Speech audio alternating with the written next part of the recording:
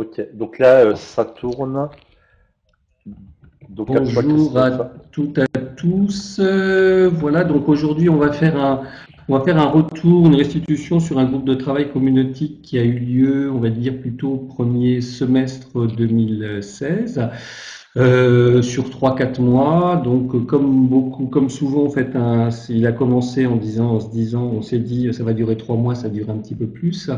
L'idée, c'était d'inspecter, de regarder ce qui existait aujourd'hui en tant qu'outil d'évaluation et en tant qu'outil de positionnement pour des parcours de formation en ligne. Voilà. Parce on s'était rendu compte, en fait, en allant sur le terrain, que le numérique n'était pas très présent dans les organismes de formation sur l'évaluation, sur le positionnement. Donc, on s'est dit, tiens, premièrement, on va faire le tour d'horizon, un tour d'horizon de ce que font les adhérents communautiques. Et puis, deuxièmement, on va aller voir aussi quelles sont les pratiques des uns et des autres. Et puis, on va aller peut-être explorer trois, quatre, cinq outils différents, ce qui nous a amené à faire des sous-groupes, etc. Et puis, du coup, aujourd'hui, on va vous restituer un petit peu la richesse de tout ce qui a été trouvé. Voilà.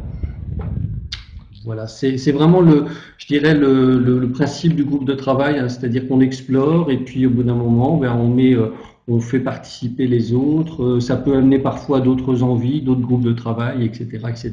Continuer l'exploration ou explorer plus particulièrement un logiciel, etc. On verra à la suite de ce webinaire.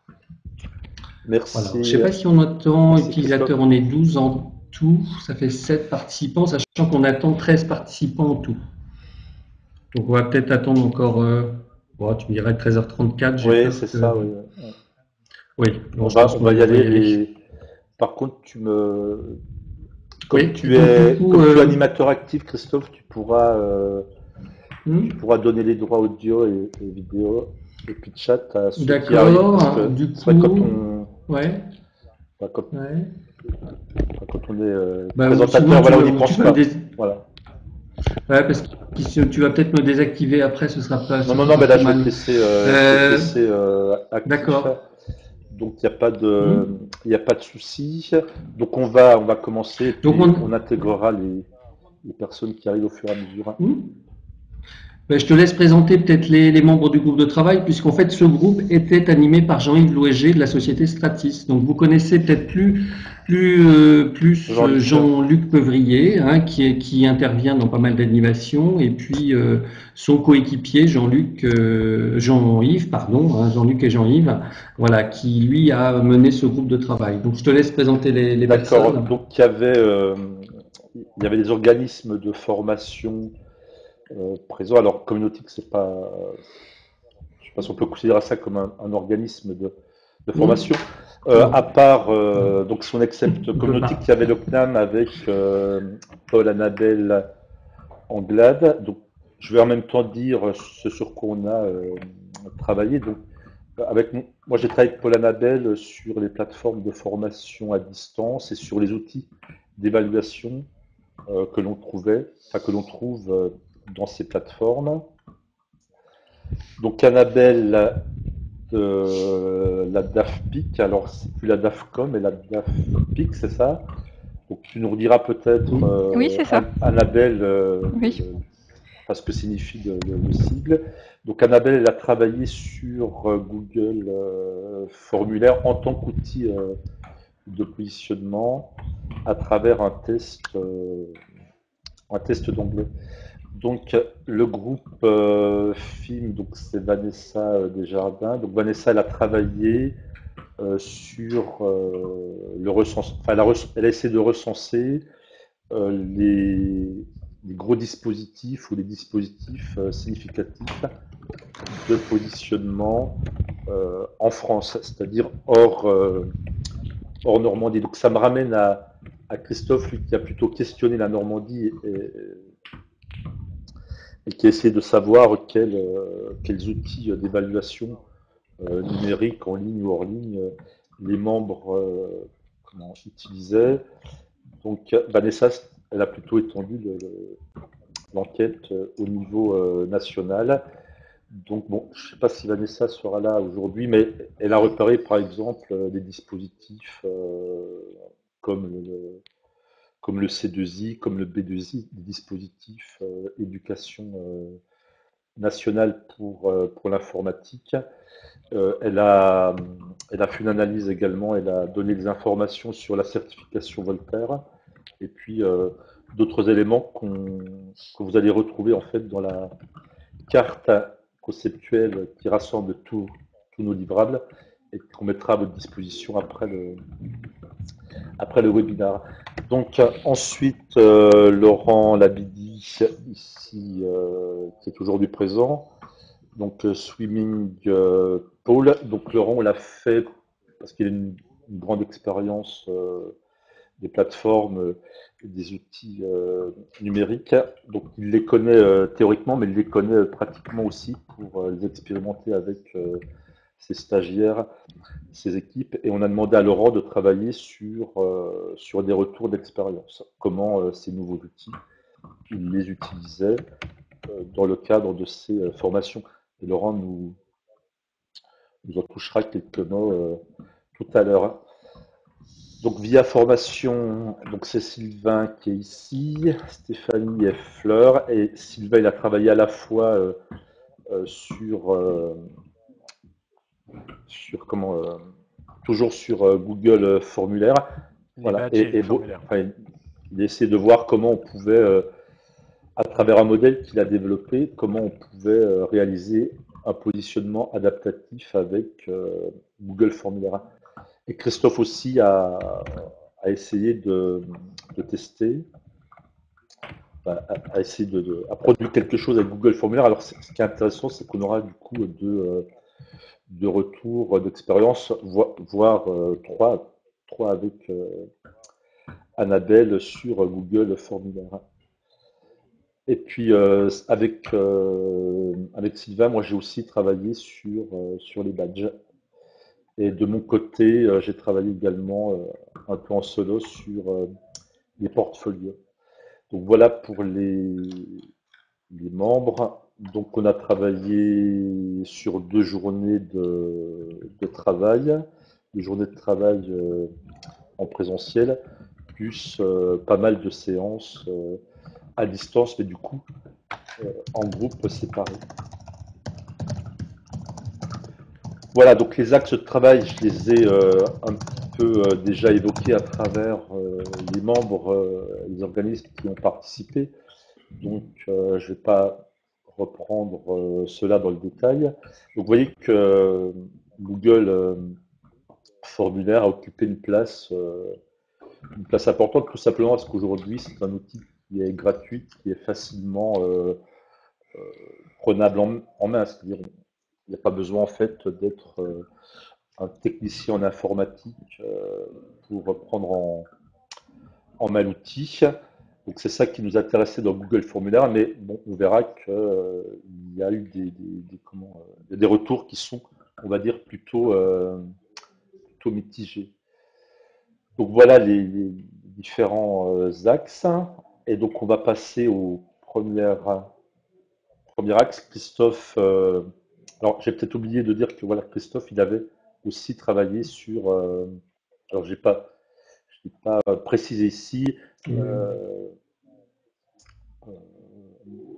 ah si, voilà, pardon, les outils d'évaluation au sein de communauté. Oui, Donc on va partir sur cet axe-là. Donc je te laisse la parole, Christophe. ok. Oui, je reprends la parole. Donc moi j'ai fait enfin avec Annabelle, on a utilisé justement un Google Formulaire au départ pour se dire tiens, on va tester, on va envoyer aux adhérents communautiques un petit formulaire pour savoir qui utilise quoi en outil de positionnement et en outil d'évaluation. Donc en fait, on n'a pas eu beaucoup de réponses. Comme vous voyez, on a eu 8 réponses en tout après l'avoir envoyé 2 fois. Alors le formulaire ne nous a pas pris beaucoup de temps je dirais, à créer parce que c'est l'avantage de cet outil, hein, c'est qu'il est vraiment très intuitif et très simple à utiliser.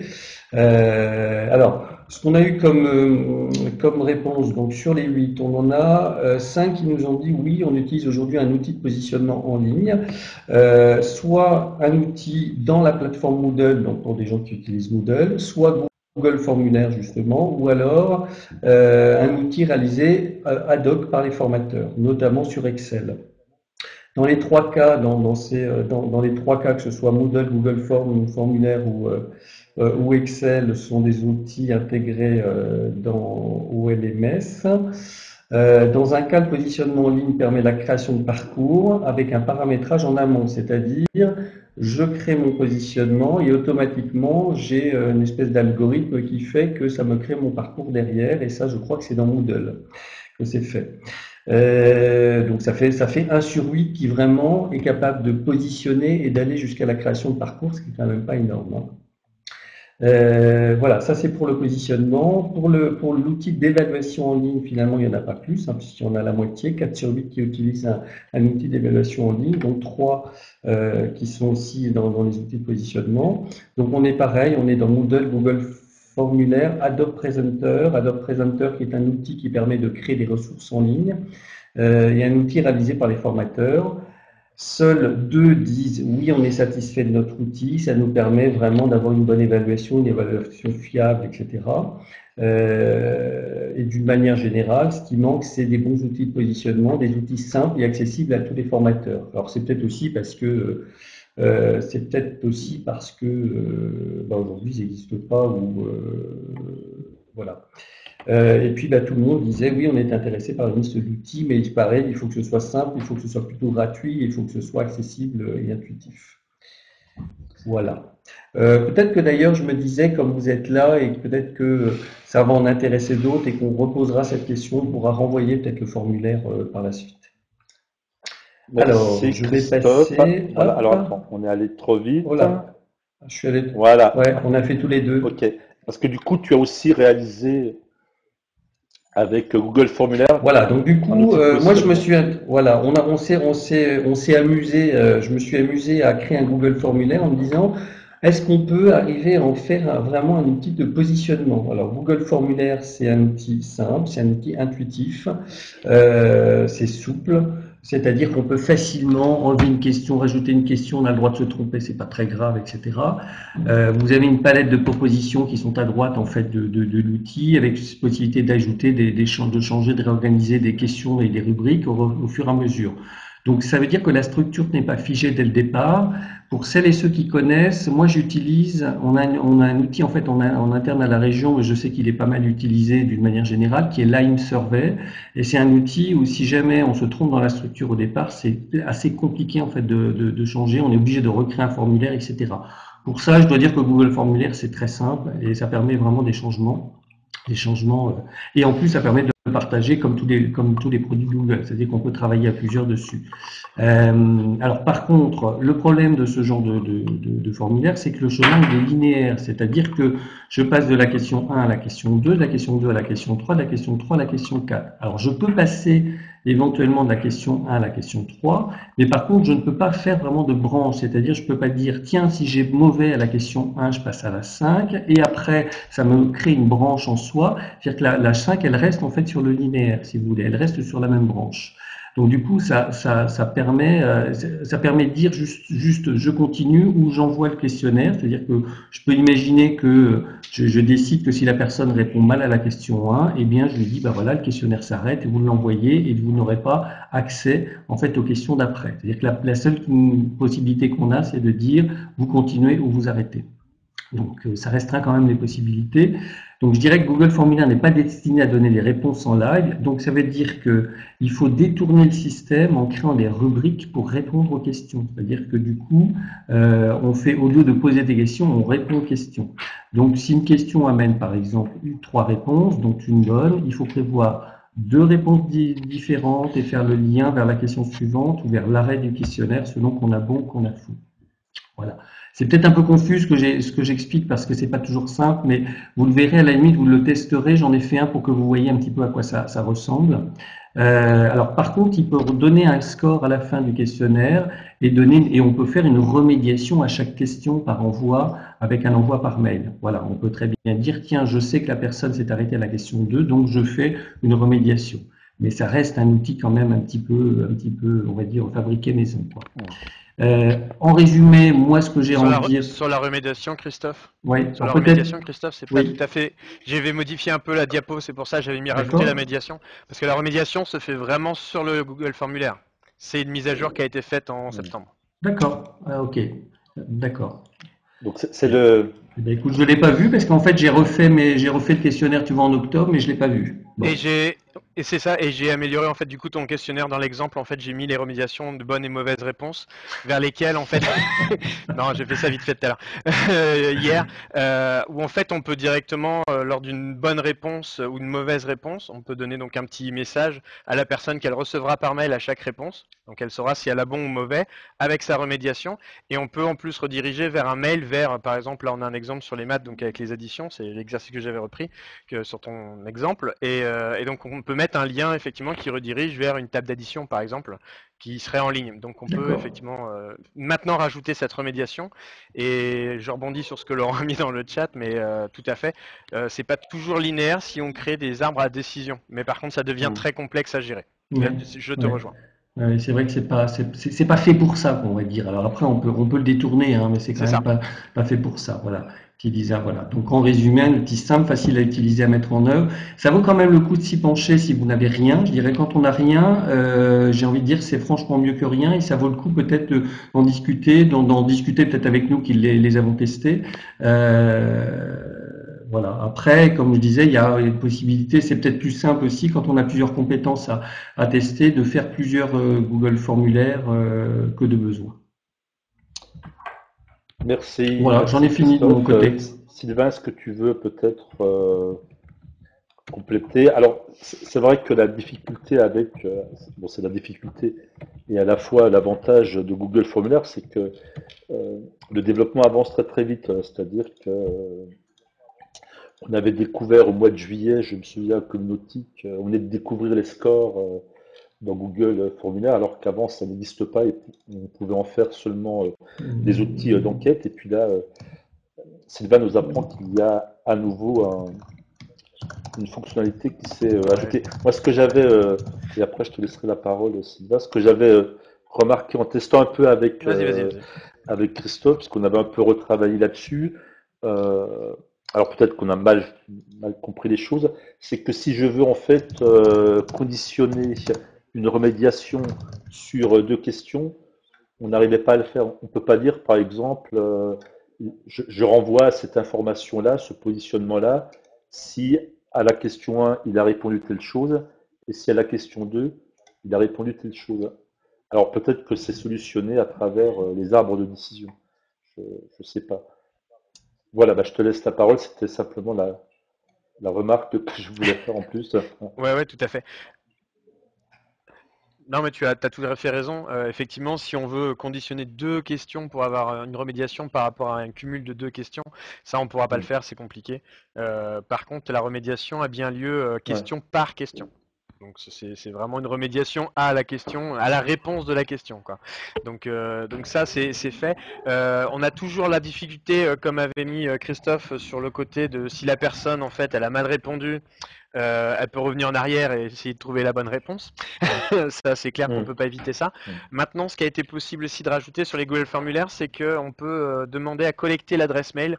Alors, on peut avoir une adresse mail qui n'est pas forcément un Google d'ailleurs. Donc, on peut répondre au formulaire avec un collecte d'adresse mail qui peut être en dehors du domaine de domaine Gmail. Et du coup, la personne recevra bien un mail directement avec son score et ses remédiations par question. C'est ça qu'ils ont rajouté, et on peut D'accord. limiter à une réponse par mail. D'accord. Donc Mm. si la personne n'a pas joué le côté de je retourne pour faire une réponse, elle ne pourra plus répondre à ce questionnaire-là avec ce mail-là. Mm. Donc voilà, c'est une D'accord. Ok. semi-solution, hein. Je dis pas que Oui, c'est une solution à 100%, mais ça veut mais dire qu'ils ont. Je suppose que Google aussi fait Mm. des analyses en fait de l'utilisation de ces Google formulaires. Ils sont peut-être en train de se exact. rendre compte que ça Oui, correspond peut-être à une demande croissante en fait. Hein. exactement. Je pense qu'on peut C'est- faire confiance à Google sur Hmm. le côté d'espionnage de ce qui est fait de leurs outils. Là-dessus, on peut leur reconnaître cette compétence et cette capacité. Euh, Ils non, mais savent manier, c'est clair. ils savent manier les données. Voilà, ils savent manier les données. En plus, c'est vrai qu'ils ont leur outil quand même de Google Classroom aussi qui a été ouvert en France. Donc, je pense qu'ils ont vu Hmm. qu'il y avait une utilisation pédagogique de ce qui était à la base une enquête satisfaction, hein, clairement, Ah qui a oui. été détournée. Et on voit qu'il y a un intérêt vers la pédagogie pédagogie de ces outils. Alors je pense qu'il faut le suivre. Pour le Oui, il faut moment, le suivre, je suis à mon d'accord avec avis. la conclusion. Ouais. Il faut le Pour le moment, suivre. je suis effectivement d'accord avec la conclusion. C'est un outil très simple qui permet de faire des petites choses sympas quand on n'a rien d'autre. Après, voilà, il est très perfectible, hein, Oui, oui, complètement. Par oui. rapport à un vrai positionnement adaptatif, il est perfectible. Mais c'est vrai que quand on a des Mais gens à non, voilà, pas distance, d'autres. voilà. Mais c'est vrai que quand on a des gens à distance et qu'on se dit, tiens, un premier petit formulaire qui leur permettrait de répondre à quelques questions avant de les faire venir en organisme, etc. Enfin, franchement, je trouve que c'est un outil très simple à mettre en place. Ça, Exact. Bien, bah merci. voilà. Alors, donc, Annabelle, elle a travaillé aussi sur Google Formulaire. C'est intéressant parce qu'elle a des critiques à faire aussi, mais d'un autre ordre. Et je vais laisser la parole à Annabelle. Et puis, j'affiche en même temps sa diapositive. Annabelle, tu nous Oui, alors moi, vous entends? m'entendez? À toi, Annabelle. Je vais enlever ma webcam. Comme tu veux. Je mets peut-être ta webcam, mais moi je vais me. Oui, oui, c'est peut-être aussi bien. Moi je vais m'enlever. D'accord. Voilà. À toi, Annabelle. Oui, vous m'entendez bien? Oui, très bien. Très bien. Très bien. Oui, donc moi j'ai testé Google Forms, j'ai essayé de transcrire un positionnement d'anglais qu'on avait en version papier, donc qui n'avait pas été conçu pour mettre en ligne, pour voir un petit peu ce qui était possible de faire avec un Google Form. Et donc les limites que j'ai vues, c'était sur la mise en page. Le test que j'avais tenait sur 3-4 pages A4 en papier. Et si je voulais le mettre en Google Forms, ça prenait des pages et des pages et des pages d'écran. Et il n'y a pas la possibilité de modifier la police de caractères sur le Google Form, ni la taille des caractères. Donc c'est gros sur l'écran, voilà. Et comparé à d'autres exerciceurs, je trouve que c'est un peu dommage qu'on puisse pas travailler cette mise en page. Alors l'autre limite que j'ai vue également, c'est sur la typologie d'activité qui est proposée. Donc il y a des QCM, des QCU, donc il y a 7 types d'activités qui sont proposées. Là aussi c'est limité, il n'y a pas de glisser-déposer ou d'exercice d'appariement par exemple.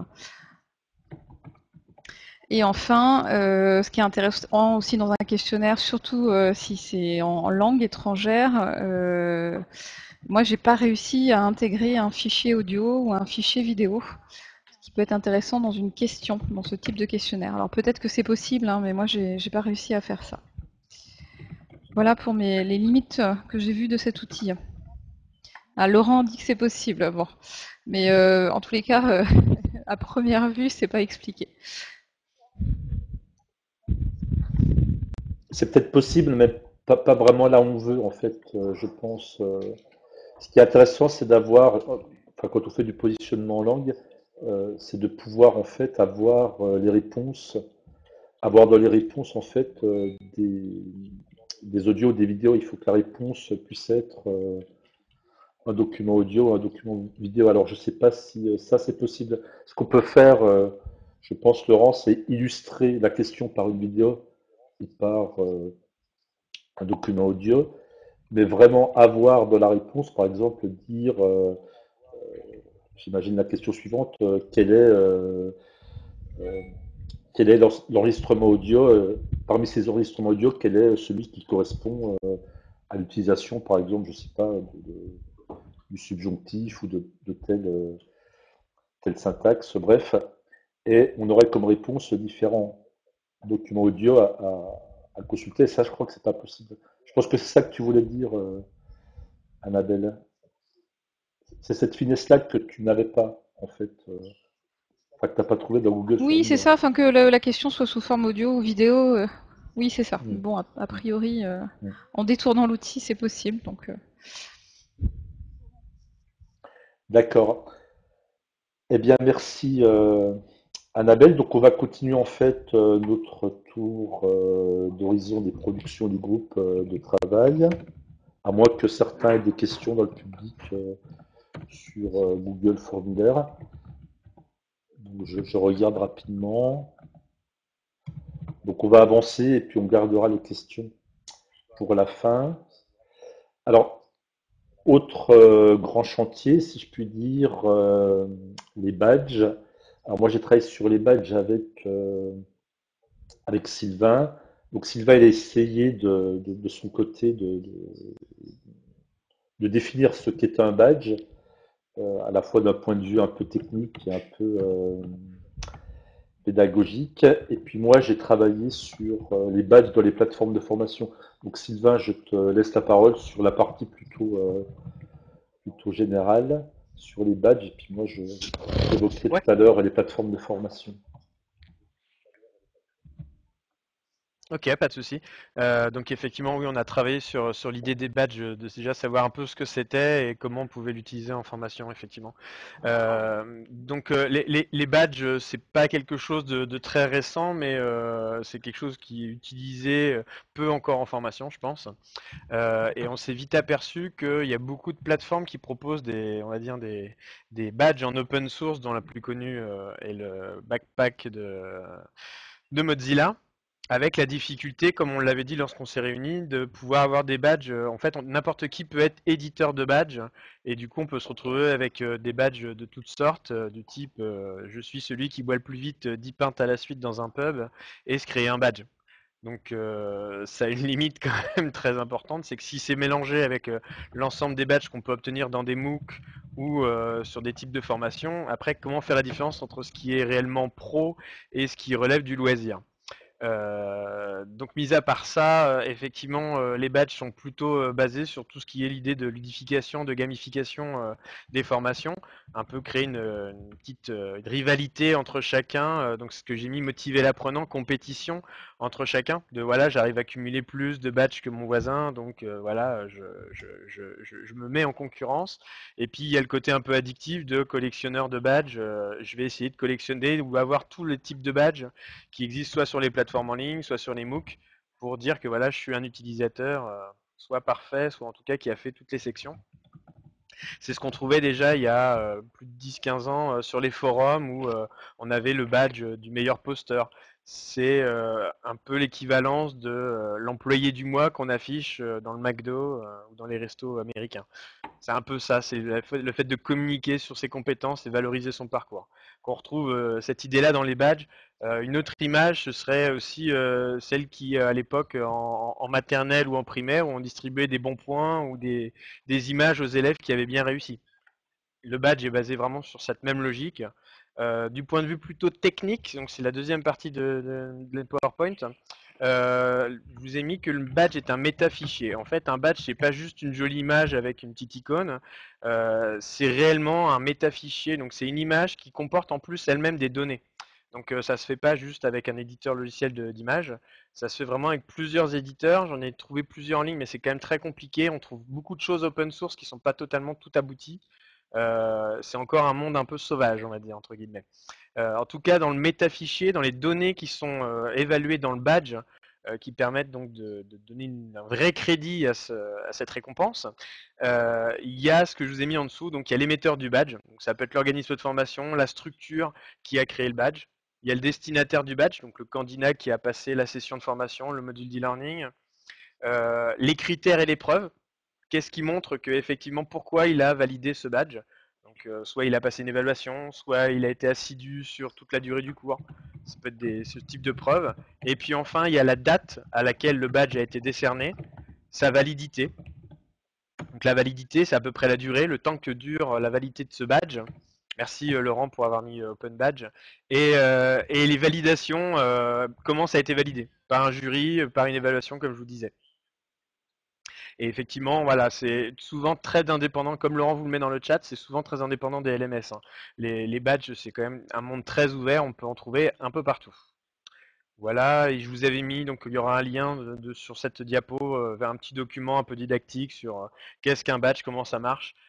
Vous trouverez sur la première badge d'ailleurs les premiers un peu créateurs de badges qui sont les scouts, qui vont cumuler les différents badges, le meilleur chercheur, meilleur celui à l'orientation, etc.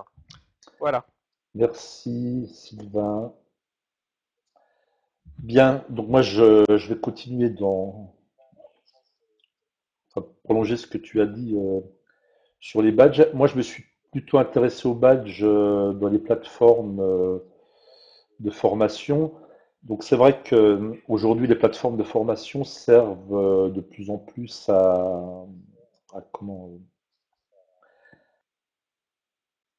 supporter des MOOC, hein. Donc les MOOC sont organisés sur les plateformes, sont proposés sur des plateformes de formation. Alors les MOOC, il faut savoir que ce sont des formations ouvertes, hein. Donc on ne délivre pas de diplôme.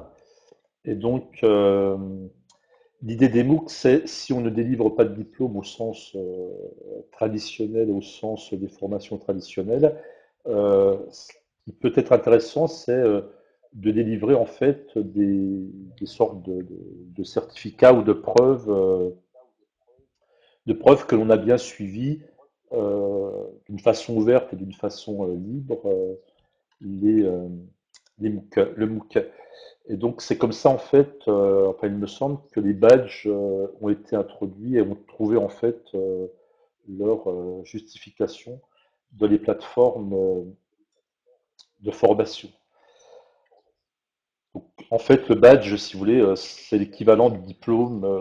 C'est au diplôme, enfin c'est à la formation ouverte ce qu'est le diplôme officiel aux formations traditionnelles. Alors, les badges, pour ceux qui suivent les MOOC, les badges, ça va aussi servir à les faire valoir sur les réseaux sociaux. C'est-à-dire que le badge, euh, on a suivi un MOOC et on va dire sur Facebook ou sur d'autres réseaux sociaux que l'on a suivi la formation et que on l'a suivi jusqu'au bout. En fait, le badge, il va quand même récompenser une, une certaine assiduité ou une certaine réussite à des exercices, à des travaux. Donc, l'idée des plateformes aujourd'hui, alors c'est pas toutes les plateformes, hein, mais on voit bien ce qu'essaient de faire les plateformes, c'est de proposer donc en amont dans les plateformes des badges et de faire en sorte que ces badges soient diffusés automatiquement dans les réseaux sociaux. Donc, une sorte d'intégration plateforme, euh, badge et puis réseaux sociaux, comme on va le voir en fait sur ce schéma-là. Donc dans les plateformes, alors là encore, hein, c'est pas toutes, mais c'est assez évident dans Moodle, par exemple, également dans Shamida. Donc on a des badges qui sont générés automatiquement par un score, un niveau de participation, l'achèvement d'activité. Par exemple, je suis une formation MOOC, il y a un test final, j'obtiens plus de 50% au test final, ça me génère un badge et ce badge, en fait, grâce à un interfaçage de la plateforme avec le sac à badge, ce qu'on appelle sac à badge, donc Open Badge par exemple, donc automatiquement en fait le badge il va se retrouver dans le sac à badge et depuis le sac à badge en fait il va se retrouver également automatiquement sur le réseau social. Donc c'est ça qui m'avait paru intéressant. Donc là sur les quatre plateformes que j'ai analysées, ce sont des plateformes open source. Mais je sais que les plateformes propriétaires font aussi des efforts dans ce sens-là, donc avec l'idée d'intégrer badges réseaux sociaux. Donc voilà, Shabilo Moodle, ça fonctionne bien. Les deux autres plateformes que j'ai testées, donc c'est Caroline Connect et Ildias. Donc malheureusement, on a bien un dispositif pour produire selon un score ou selon un niveau d'activité. On a bien une fonctionnalité qui va générer en fait une sorte de certificat. De l'IAS, par exemple, c'est un certificat au format PDF qu'on va pouvoir récupérer et stocker sur son pôle de travail, mais il n'y a pas en fait l'intégration poussée avec des sacs à badge et avec les réseaux sociaux. Donc voilà moi ce que j'avais à dire sur les badges dans les plateformes de formation et ça rejoint en partie en tout cas ça complétait ce que disait Sylvain. Voilà, est-ce qu'il y a d'autres je vois qu'il n'y a pas de questions.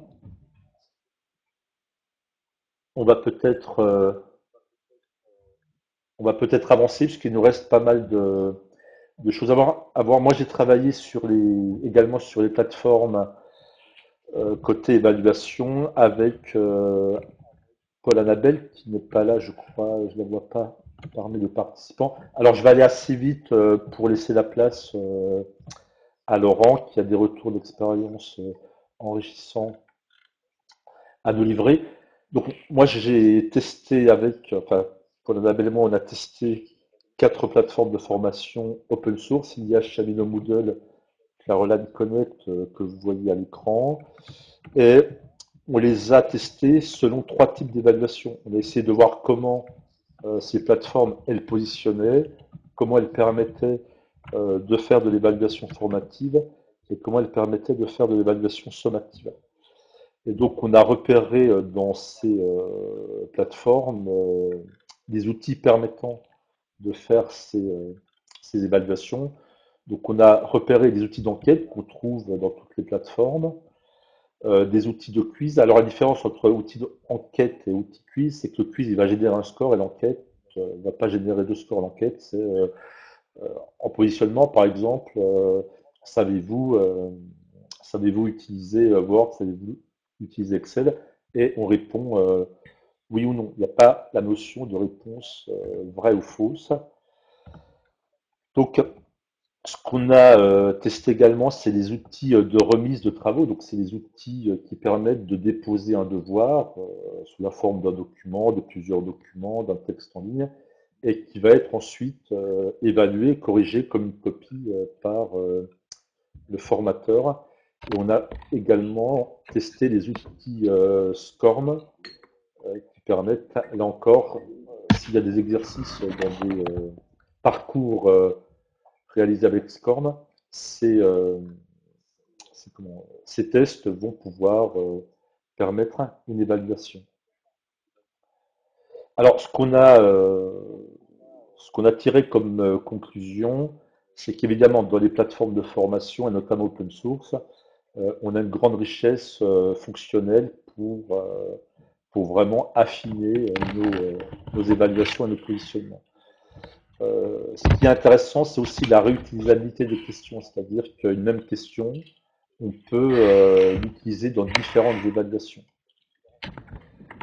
Ce qu'on a vu également, c'est la transformation rapide des évaluations, notamment sommatives en formatives et formatives en sommatives.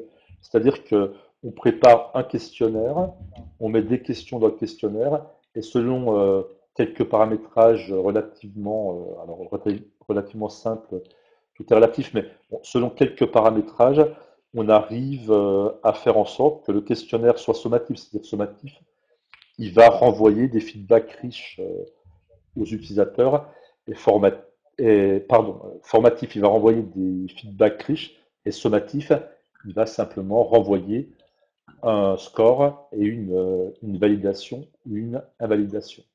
Donc ça nous a paru intéressant et on l'a retrouvé dans toutes les plateformes. Ce qui est intéressant, mais ça, c'est pas dans toutes les plateformes, c'est notamment je trouve ça plus dans Moodle, c'est qu'on va pouvoir, parce que Moodle a ajouté en fait la possibilité d'évaluer des choses comme des forums, comme des glossaires, donc des choses qui ne servent pas traditionnellement comme activités d'évaluation. On va pouvoir en faire des activités d'évaluation, tout simplement parce qu'on va pouvoir euh, attribuer au forum ou à d'autres activités une note. Et puis, évaluation par compétence. Donc, je crois que c'est Laurent qui avait rajouté cet élément dans le diapo. Donc, Laurent, je vais te laisser simplement la parole. Je crois que c'est toi qui avais rajouté ça, Laurent.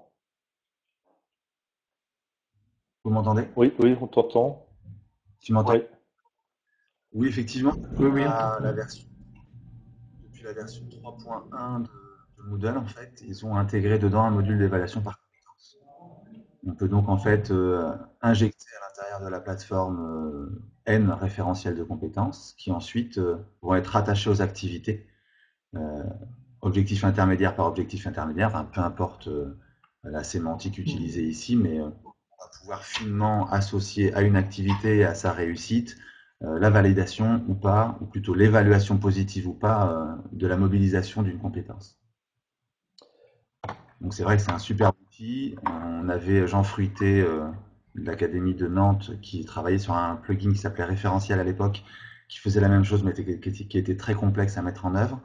Et là maintenant qu'ils l'ont totalement intégré dans Moodle, on a même la possibilité de faire des plans de formation individualisés. Donc on peut très bien, pour une formation qui ne prendrait pas en compte l'ensemble du référentiel, établir un parcours en rattachant que certaines compétences au parcours et donc au stagiaire. C'est vraiment très bien fichu et le stagiaire a la possibilité de suivre son plan de formation, de voir l'avancée de la validation ou pas de ses compétences et même de pouvoir lui-même à la carte proposer une tâche complexe, quelle qu'elle soit, qui mobilise les compétences qu'il aimerait que l'on évalue et les mettre à disposition des formateurs. Donc ça ouvre des champs pédagogiques presque infinis.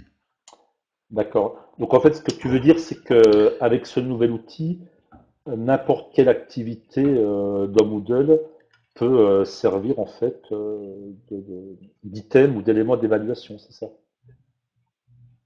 Exactement. On peut rajouter n'importe quelle activité, même une ressource en fonction de son achèvement, comme étant un cran ou un élément amenant à la validation de telle ou telle compétence. C'est très bien fichu. Et très puissant. Jean-Yves? Oui. Jean-Yves, oui, tu aurais possibilité de faire un petit sondage? Oui, tu aurais possibilité de faire un petit sondage là rapide pour savoir si parmi les participants il y a des utilisateurs, soit de Ilias, de Moodle, de Chamilo ou de. Je vais le faire pendant que je vais donner la parole à. C'est parce que je me dis que là, je me dis que ce serait intéressant peut-être de continuer après. Je m'entends en écho. Je vais essayer de le faire parce que c'est possible de le faire en live si j'y arrive pas. Donc bon. Peut-être que les gens sur le chat peuvent dire. Ouais, ou le chat, les gens peuvent dire moi, Moodle, oui, Ilias, oui, Chamilio, etc. C'est juste pour permettre à la limite d'avoir une suite de discussions peut-être avec toi via un forum, si les gens veulent en savoir plus, quoi, parce que je suis pas sûr que même si on utilise une plateforme, on connaît toutes les fonctionnalités, etc. d'évaluation. Voilà, c'est juste ça.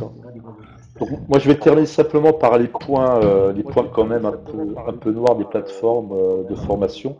On a quand même des paramétrages assez complexes avec des interfaces qui sont pas forcément ergonomiques. Et puis, en termes d'exercice, je rejoins ce que disait Annabelle sur Google Formulaire.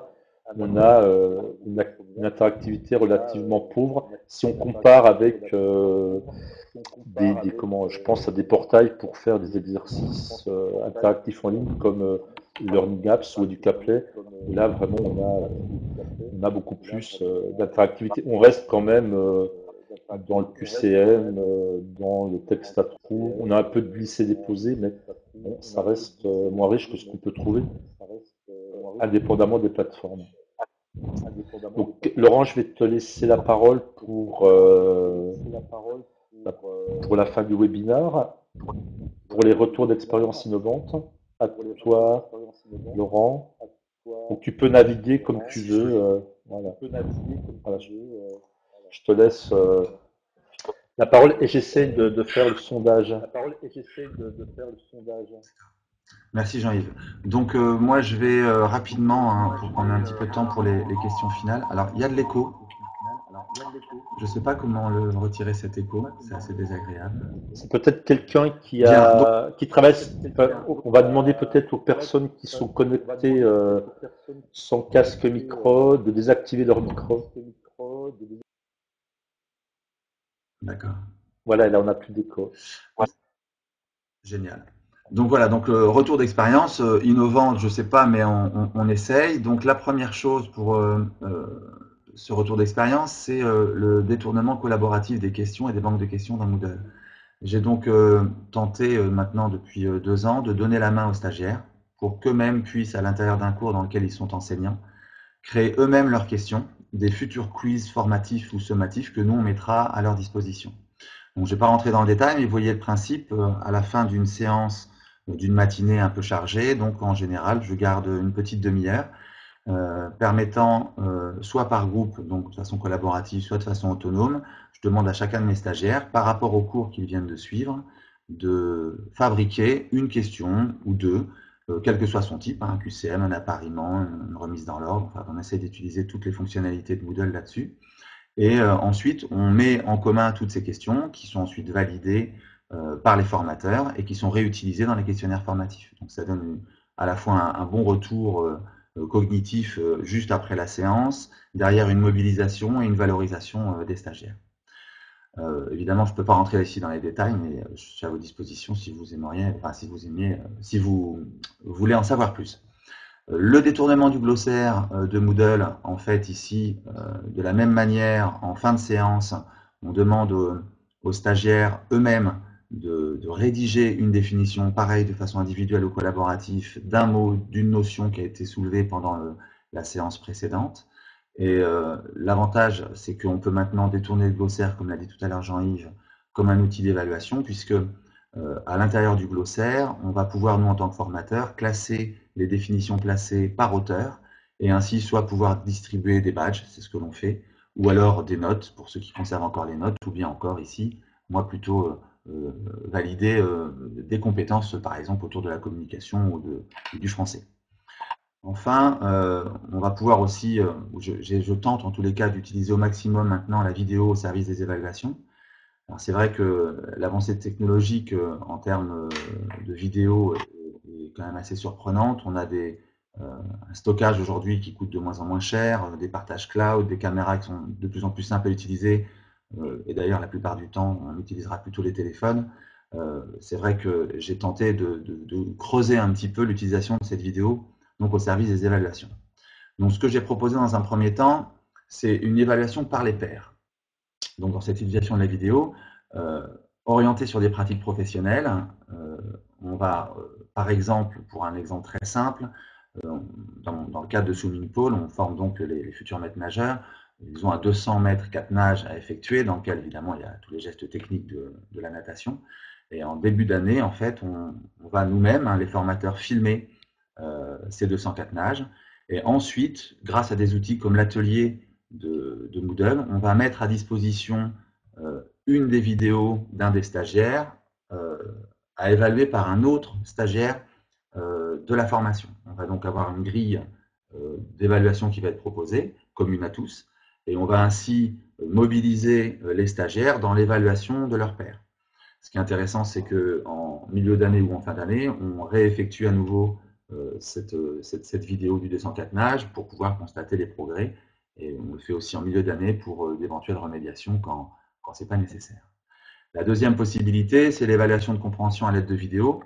Donc en fait, il existe aujourd'hui des outils, j'en parlais tout à l'heure rapidement dans le chat, qui permettent d'intégrer à l'intérieur même de la vidéo un questionnaire.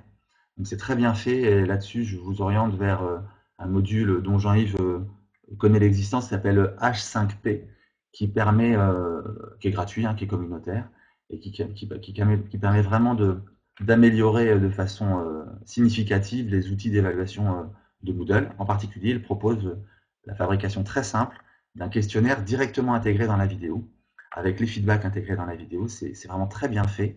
En plus, c'est plutôt beau. Ça change un petit peu de l'austérité de Moodle. Je vous invite à aller faire un tour. Une troisième utilisation plutôt de la caméra, là, mais vous connaissez sûrement, ça va être Plickr sous Votard.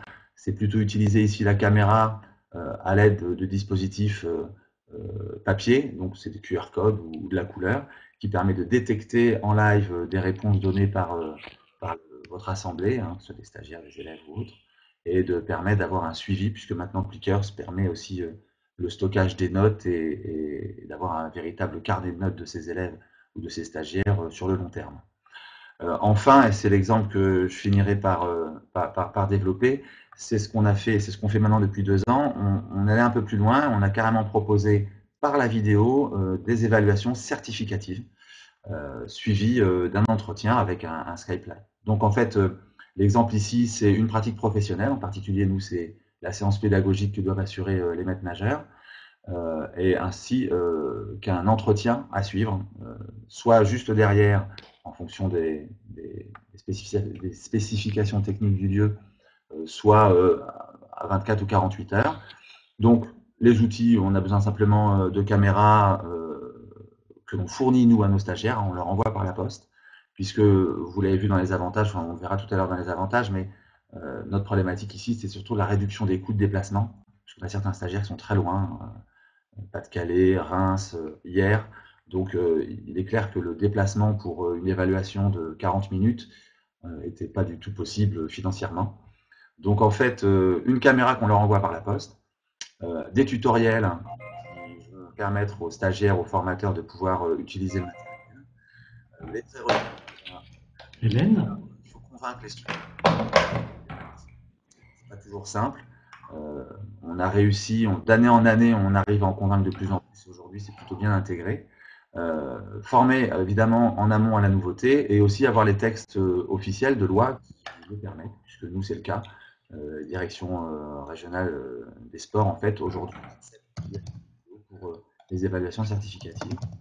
L'avantage, évidemment, c'est la réduction des coûts de déplacement, c'est l'approfondissement de l'évaluation, parce qu'au final, on s'est rendu compte que sur une évaluation de terrain, on doit revenir sur la vidéo, pouvoir préciser justement ce qui a marché, ce qui a moins marché, donner de la pertinence à l'évaluation, et puis aussi avoir une absence de litige ou de débat, puisque les preuves sont enregistrées.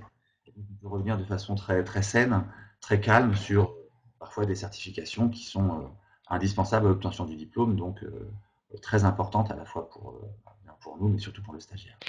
Alors, les facteurs limitants, ici, on a rencontré évidemment de la peur ou un blocage technique qui rapidement, avec des bons tutos et un peu de temps passé avec eux, disparaissent. Il faut un garant présent, évidemment, puisqu'on est là sur une certification. Donc, le tuteur ou le responsable de la structure doit être présent pendant l'enregistrement de la vidéo. On a, en facteur limitant, une résistance au changement de pratique, parce que, évidemment, c'est nouveau et pour certains, c'est même très mal vécu. Et puis, on a un problème aussi qui nous a été rapidement rencontré, c'est le droit à l'image, puisque nous, on est dans le cas, évidemment, de séances pédagogiques dans lesquelles il y a un vrai public. Hein, les élèves sont là, les enfants sont dans l'eau.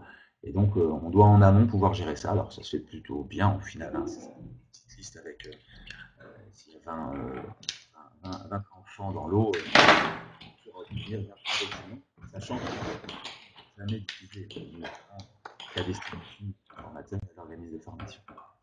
Voilà, ça fait beaucoup de choses tout ça. Je vous remercie et puis on est à votre disposition pour les questions. Merci Laurent. Merci Laurent. Bien, donc on a fait le tour des principaux, nous on appelait ça des livrables, des principaux livrables du groupe de travail. Donc ces livrables, ils sont disponibles dans une carte Mandomo qu'on va mettre à votre disposition très prochainement. Et là, vous retrouverez en fait les analyses qui ont été faites, les documents qui ont été produits, dont certains liens sont également dans le diaporama. Et nous sommes à votre disposition pour répondre à toutes vos questions sur ces différents travaux, sur le groupe de travail. Donc, on vous laisse la parole.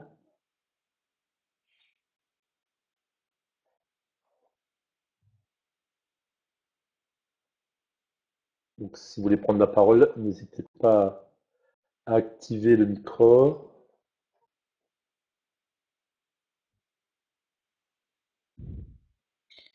C'est Sophie Bataille de l'IRFA, bonjour à tous. Bonjour. J'avais une question plus d'ordre pratique par rapport au diaporama qui vient d'être diffusé. Est-ce qu'il y a moyen de le récupérer? Oui, il sera mis en ligne. Il sera mis en ligne sur le site de Communautique. Par contre, là, vous D'accord. pouvez, je vérifie, normalement, vous pouvez le récupérer depuis. Vous voyez en bas à droite, vous avez un bouton sauvegarder le document avec annotation. Oui, mais par contre, ça me permet de ne sauvegarder que la page en cours. Ah, d'accord. Bon, ce qu'on fera, c'est que on va relever le nom des participants et on l'enverra directement dans les boîtes mail. D'accord. Eh bien, merci.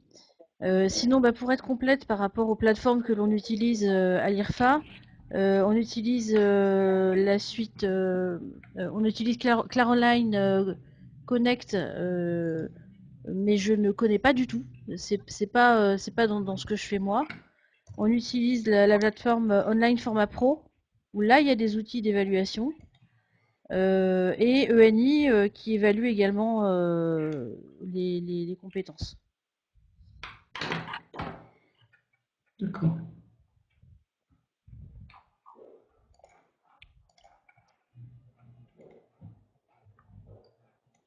Ok. Est-ce que Oui, ça vous a... Ouais. Vous m'entendez oui, là? bonjour.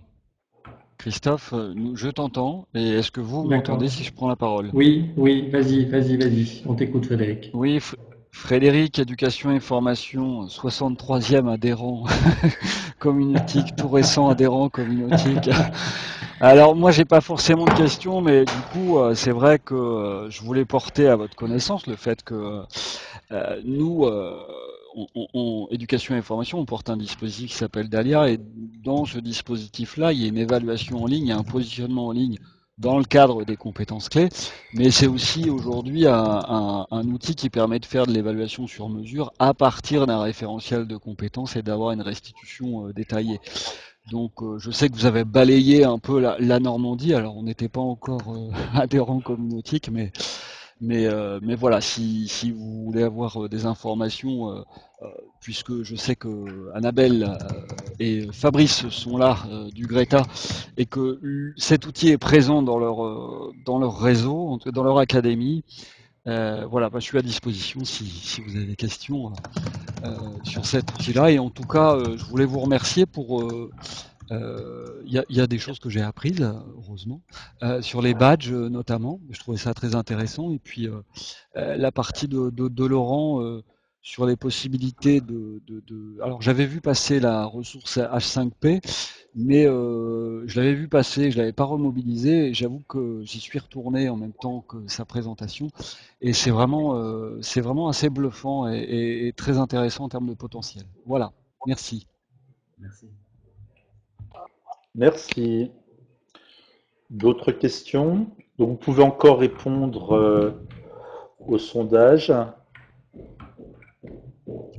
Oui, mais si la plateforme de formation n'est pas dans la liste, Ah, oui, c'est la Mais tu ne limite du réponds pas. sondage, Placilio. Tu ne réponds oui, pas. C'est la limite du sondage. oui, et ben j'en suis Ou là, alors, j'ai figure-toi, pas. Christophe. Voilà.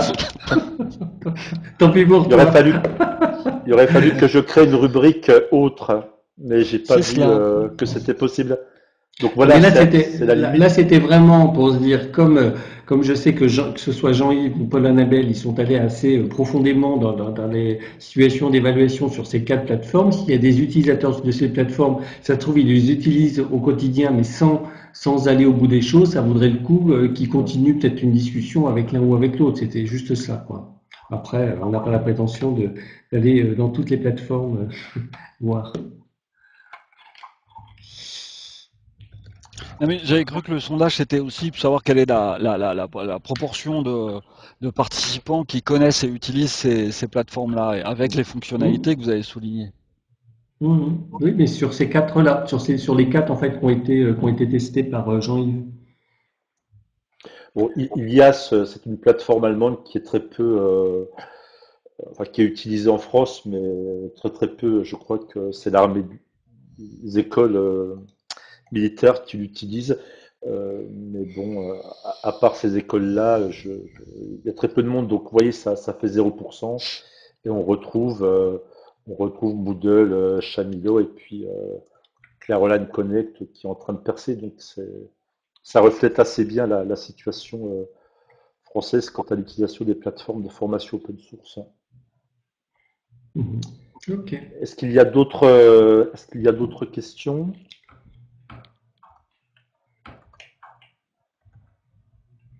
Bon, bah, écoutez, je vous ai mis en lien je vous ai mis en lien dans le chat le lien vers le questionnaire de satisfaction, puisqu'a priori il n'était pas cliquable dans le PowerPoint. qui est fait avec la Survey, c'est ça? Oui, c'est ça. Oui, c'est l'outil qu'on a à la région, en fait, que j'utilise du coup. Et comme je ne le change pas, tout va bien. Je ne change pas souvent.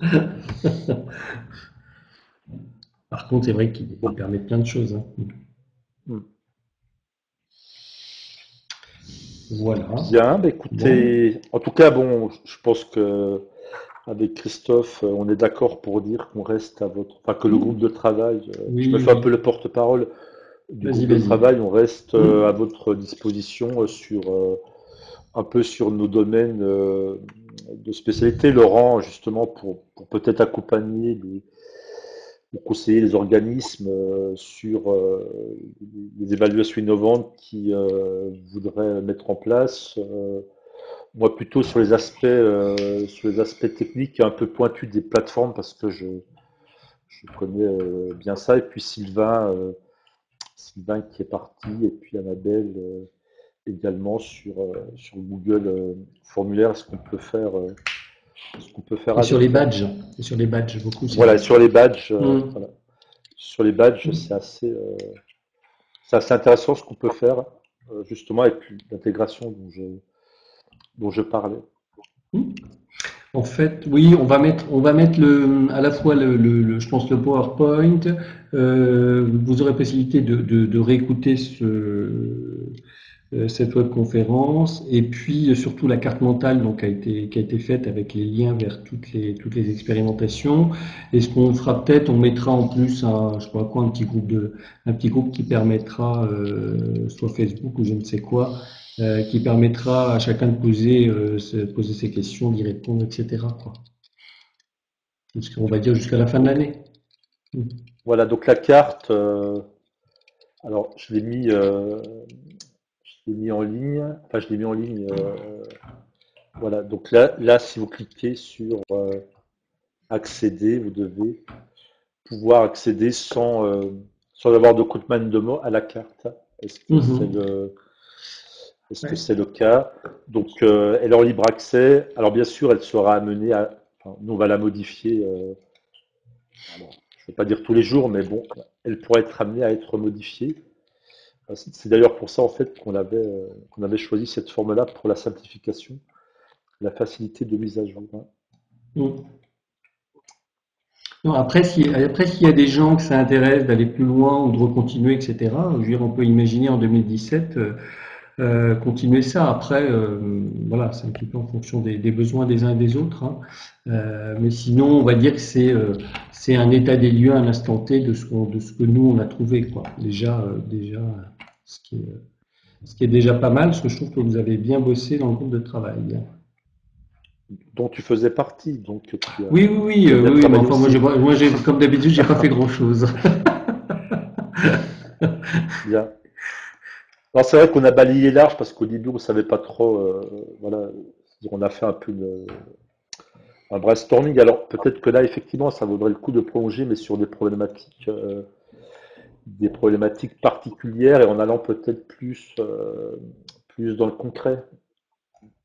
Par exemple sur une fonctionnalité d'une plateforme ou sur une innovation particulière ou sur les badges, pourquoi pas. Voilà. Ok. Je vois une question. Où sont messieurs Pevrier et Godet? Alors, Jean-Luc, il est à... Alors, Jean-Luc Pevrier, je sais pas, il est à Lille, mais Jean-Luc est à Lille, mais monsieur Godet, je sais... Enfin, je sais pas qui est monsieur Godet, en fait.